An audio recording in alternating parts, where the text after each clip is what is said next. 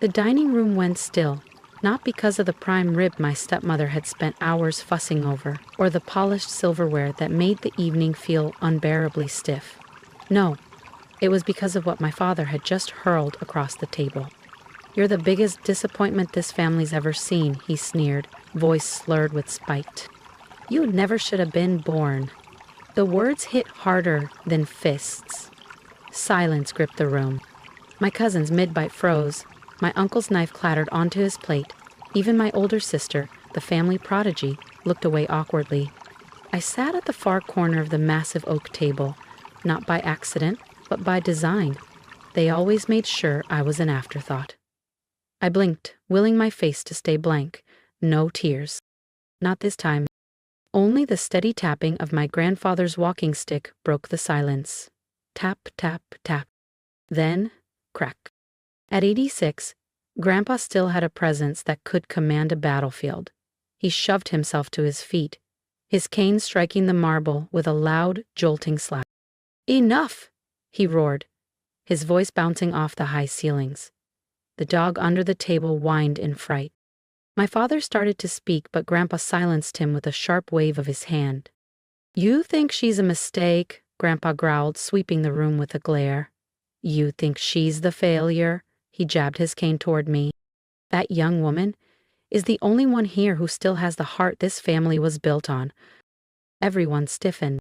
He turned to me, eyes softening. "Avery, tell them what you told me last Thursday." My heart hammered, my hand shook. But when he nodded, I found my voice. 3 months ago, I said, voice quivering but growing stronger, I saved the family company from foreclosure. A stunned gasp rippled around the table. I did it quietly, bought the debt under a different name. I wasn't looking for praise. I swallowed hard. I did it because Grandpa's legacy mattered to me, even when none of you did. The weight of my confession pressed down on the room. Finally, my father broke the silence, voice hoarse and defensive. "That's not possible. She doesn't even..." "Who taught her?" Grandpa cut in sharply. His cane tapped the floor once, emphatic. "Every Saturday morning. Business, finance, negotiation. While you were all too busy ignoring her, I was teaching her to lead." The room shifted. My cousin shoved his plate away. My sister's hands gripped the table's edge. My stepmother just sat there, lips parted, stunned. I stared down at my untouched dinner. For the first time in my life, their silence wasn't suffocating. It was mine to command. But the story wasn't over yet. Grandpa reached into the inside pocket of his worn navy blazer, the one he wore to every gathering, the one everyone sneered at behind his back. With steady fingers, he pulled out a creased envelope and slid it across the gleaming table toward my father. "What's this?" my father barked, clinging to his last scraps of authority. "Open it," Grandpa said quietly, not loud, not angry. But his words carried the force of a storm. The air vibrated with tension. My father hesitated, then tore the envelope open. Inside was a single sheet of faded paper, handwritten in my grandfather's neat cursive. As my father read, his face drained of color. His hands, once tight with arrogance, shook. "I wrote that 27 years ago," Grandpa said, voice strong, addressing the entire table. "When your mother found out she was pregnant again, everyone whispered it was a mistake. An accident." His gaze swept across the table. But it wasn't. I held my breath. Grandpa turned to me, his eyes burning with pride. "Avery wasn't an accident. She was the child I begged for." A stunned gasp rippled through the room. "Doctors had told me I wouldn't make it through the year," he continued. "I asked for a reason to keep fighting, a legacy worth living for." He nodded slowly toward my father. "You were my heir by name." His voice softened as he looked at me. "But Avery was my heir by choice. A child meant to be raised with heart, not with all this noise and pride," Grandpa said, his voice steady. "Someone who could carry forward the values this family lost a long time ago." He turned to me, a faint smile ghosting his face. "You were born 6 months later, Avery. And the day I first held you, something changed." His laugh was rough but warm. Doctors called it a miracle when my illness reversed itself. He shook his head gently. I call it a second chance. My throat tightened. You never told me this, I whispered. Because it wasn't time, Grandpa said, his eyes shining. But now it is. The table was frozen, every person too stunned to speak. Even my stepmother, who usually wore smugness like perfume, sat motionless. My sister's perpetual smirk had vanished. My father looked like he'd been punched. So you planned this? He snapped. I prayed for her, Grandpa barked back, and I kept praying. His voice shook with feeling. I watched you mock her, exclude her, call her worthless. I said nothing because I needed to know if she would break. Grandpapa's hand gripped the cane tighter, his knuckles white. But she didn't. Avery stayed kind. She stayed strong, even when you gave her nothing but scraps. Even when she sat at this table invisible. He turned to me, voice gentler now. I'm sorry I didn't defend you sooner. I shook my head. Tears stung behind my eyes, but I blinked them away. You were always there, Grandpa, in your own way. A different kind of silence fell, heavier, more ashamed. My cousins avoided my gaze. My uncle opened his mouth, but no words came out. But Grandpa wasn't done. Because the letter, that was just part of the truth. The weight of the moment pressed down harder. Grandpa took a long, slow breath, then eased himself back into his chair. There's something else, he said, almost whispering. He nodded toward the old cabinet in the corner, the one crammed with forgotten photo albums and dusty trinkets. Bring me the black folder. My younger cousin, silent for once, fetched it without question. Grandpa opened it carefully. Inside were dozens of clipped documents, crisp, official-looking papers. He laid them out on the table. This, he said firmly, is my will. My father paled visibly. You already have a will. We all saw it last Christmas. Grandpa's smile was faint but sharp. No, you saw the version meant for appearances. A child meant to be raised with heart, not with all this noise and pride, Grandpa said, his voice steady. Someone who could carry forward the values this family lost a long time ago. He turned to me, a faint smile ghosting his face. You were born 6 months later, Avery, and the day I first held you, something changed. His laugh was rough but warm. Doctors called it a miracle when my illness reversed itself. He shook his head gently. I call it a second chance. My throat tightened. You never told me this, I whispered. Because it wasn't time, Grandpa said, his eyes shining. But now it is. The table was frozen, every person too stunned to speak. Even my stepmother, who usually wore smugness like perfume, sat motionless. My sister's perpetual smirk had vanished.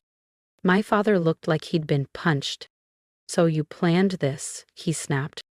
I prayed for her, Grandpa barked back, and I kept praying.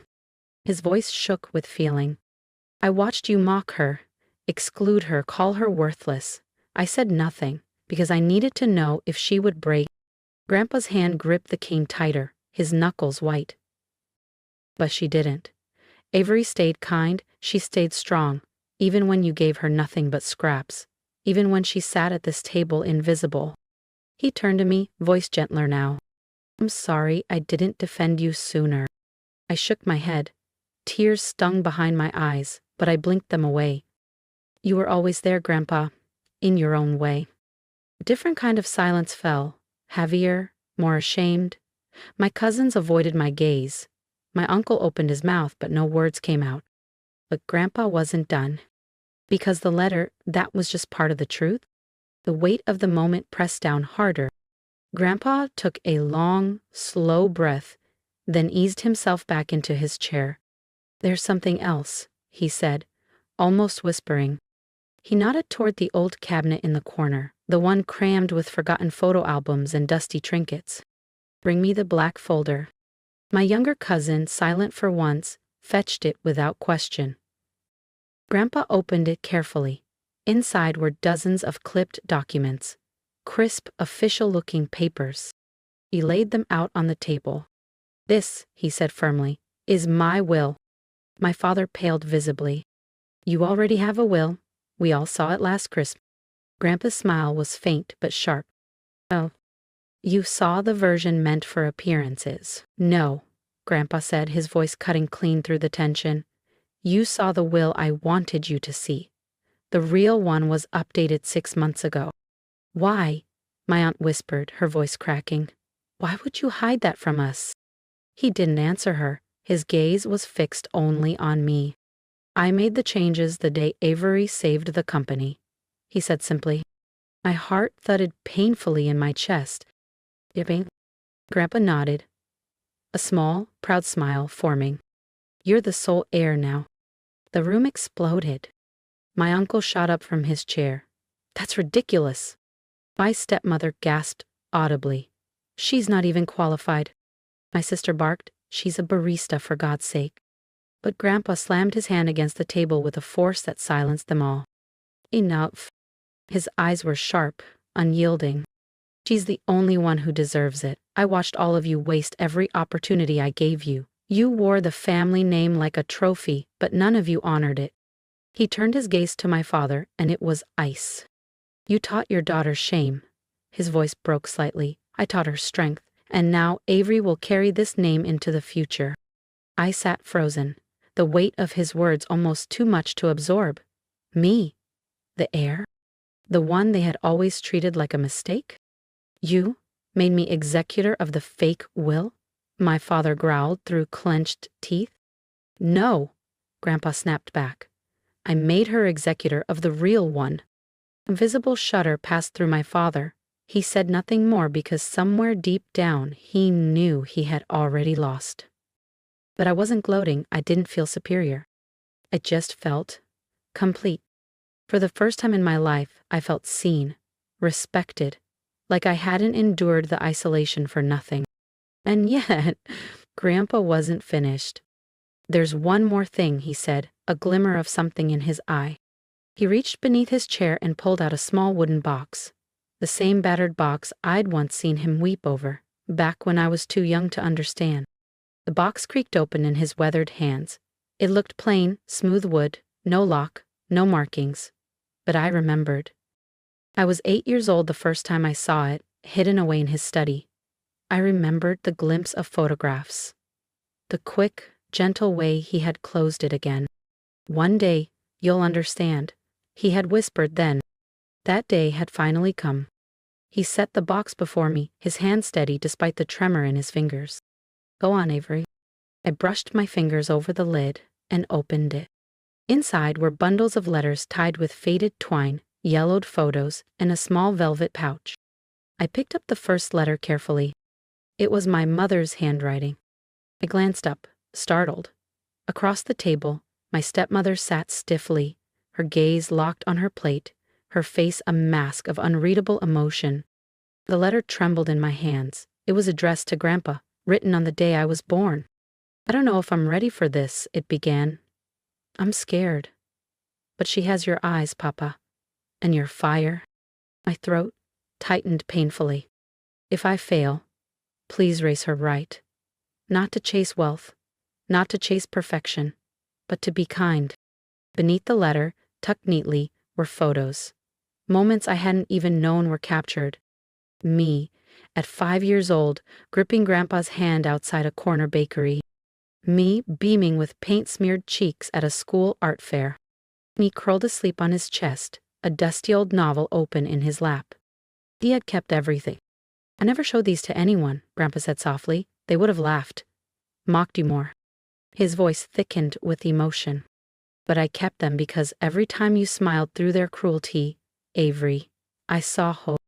I opened the velvet pouch, hands trembling. Inside was a gold pendant. Tiny, delicate, engraved with one word, legacy. I looked up, blinking back tears. You gave this to Grandma, I whispered. Grandpa nodded. And now it's yours. Why me? I asked, my voice almost breaking. Because you listened, you learned, you never took shortcuts, you never needed praise to do what was right. And that, he smiled gently, that's leadership. Across the table, the silence shifted.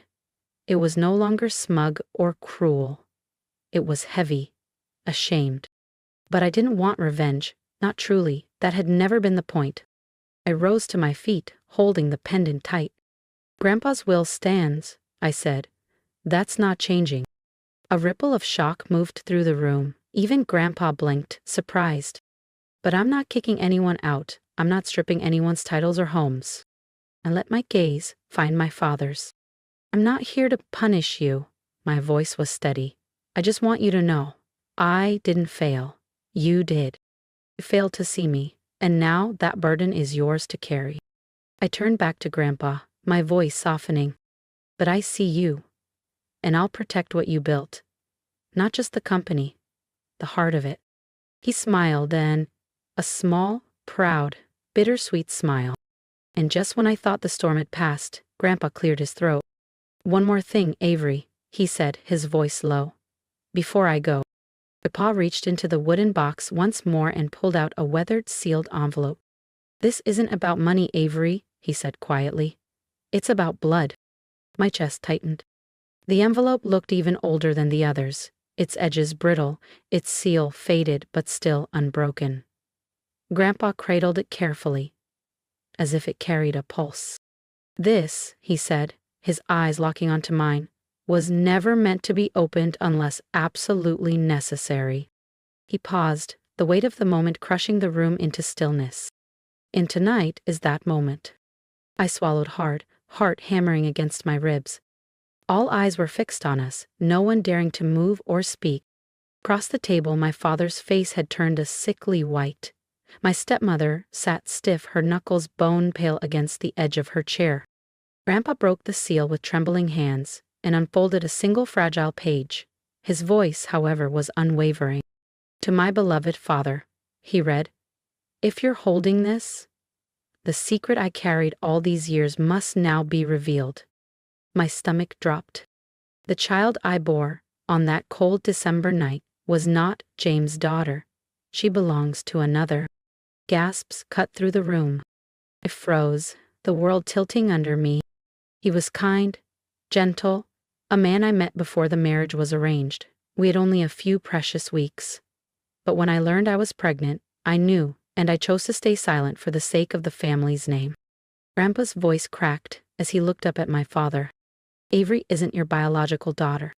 My father surged to his feet, his chair screeching back. "Lies," he barked. "You expect me to believe this now?" But Grandpa didn't blink.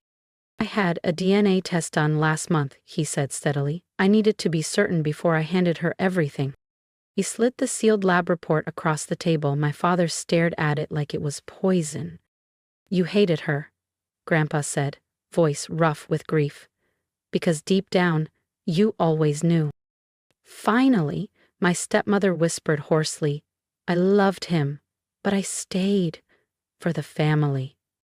I rose slowly, my legs shaky but my voice clear. "I never needed to be your daughter," I said to my father. "I only ever wanted to be part of this family. Even when you gave me nothing." He said nothing, just crumbled silently. I turned to Grandpa. "What do I do now?" His eyes shone with fierce love. "You lead, Avery. You heal, and you build something better than what we were." And I did. In the months that followed, I rebuilt the company with heart, not pride.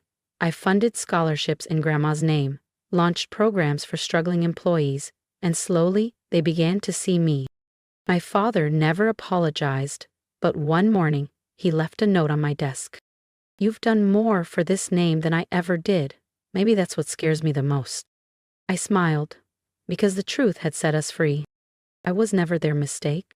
I was the miracle they never deserved, but the one they desperately needed. If my story resonated with you, I would love to hear your thoughts. Please leave a comment below. Your support means more than you know. Together, we can build a community where kindness, resilience, and quiet strength are seen and celebrated. Your words matter, just like you do.